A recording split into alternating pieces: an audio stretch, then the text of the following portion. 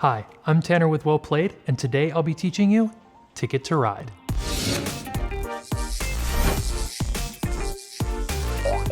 Ticket to Ride is a family weight strategy board game for 2 to 5 players that plays in about an hour. To set up the game, you'll place the board in the middle of the table, give each player all the trains of the color that they choose. Their scoring marker will start next to the 1 on the outside of the board. Give each player 4 cards from the top of the train card deck, and you'll also deal them 3 ticket cards as well. Ticket cards are private objectives that players are going to try to score over the course of the game.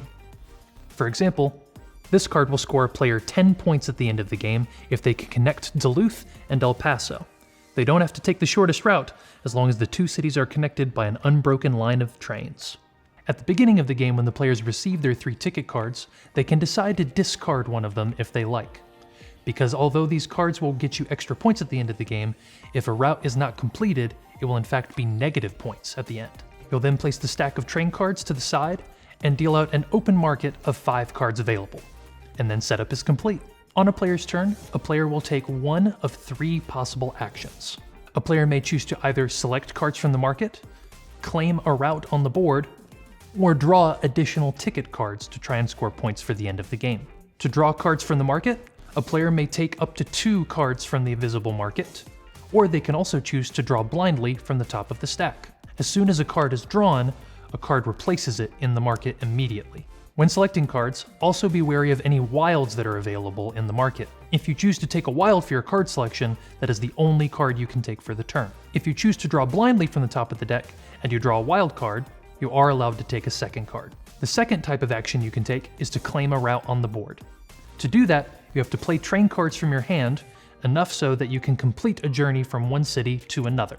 In this example, the yellow player has 4 black cards and decides that they want to claim the path from Denver to Kansas City. They will discard those cards and then place 4 trains of their color on the path that matches the color of the cards that they chose to discard. Many paths can only be claimed by a single player, but there are double paths that are available if you have 4 or more players in your game. Additionally, the double paths can only be claimed by 2 separate players.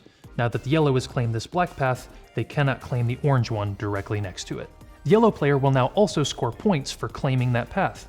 The path was exactly 4 trains long, and if we look at the scoring metric down here, it represents that any line of 4 trains is worth exactly 7 points. So they will move their score marker to the 7-point position on the outside of the board. Each path can only be claimed by discarding the cards of the associated color. You can also use wilds in conjunction with those colors in order to complete it.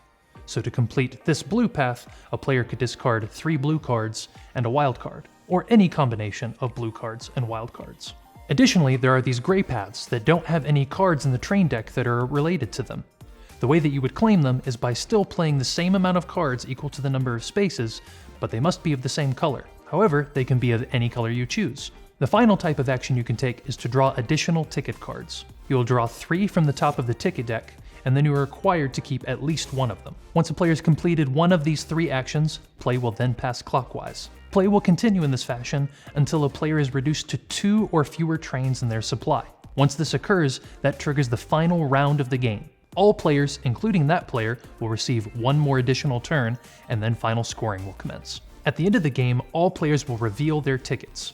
Completed tickets will be added to their score, whereas uncompleted tickets will reduce their score.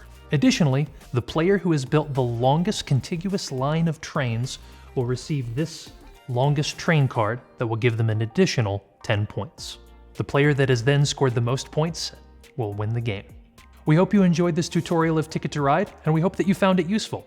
Please like and subscribe, and we hope to see you soon.